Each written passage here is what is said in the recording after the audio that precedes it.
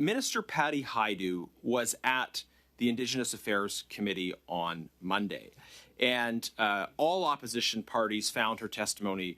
very frustrating. She didn't answer basic questions, and in fact, this morning the committee passed a motion to ask her to come back for 2 hours, essentially to try again at providing responses to serious questions that were asked.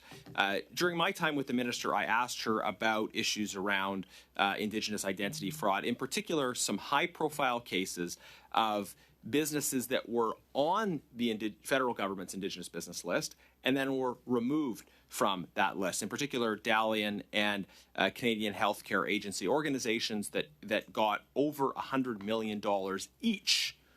in government contracts. I haven't seen the documentation about whether they are or aren't Indigenous, but what I know is that they were on the Indigenous business list, and then later they were off the Indigenous business list, and the minister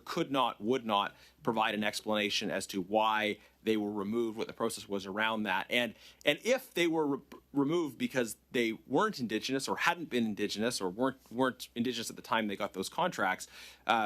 surely they should be expected to pay back the money that they got through representing themselves as being Indigenous. So